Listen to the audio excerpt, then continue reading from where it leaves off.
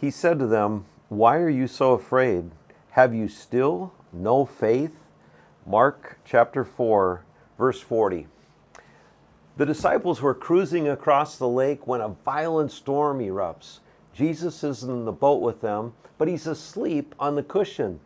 It doesn't feel like they wasted much time before they woke him up and accused him of not caring enough to do anything about the situation. Jesus, the all-powerful one who created the heavens and the earth, rebukes the sea and calms it down. Then he turns to his disciples and asks them two probing questions. Why are you so afraid? Have you still no faith? There are times when we find ourselves in the storms of life and completely overwhelmed by them.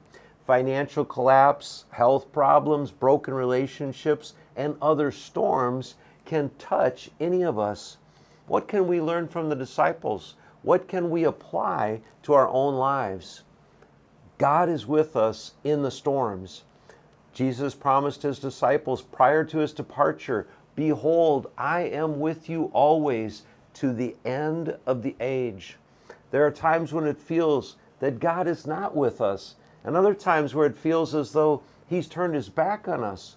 But Psalm 121 says that he will keep our going out and our coming in from this time forth and forevermore. So the truth is that he is with us no matter where we are and no matter when it is.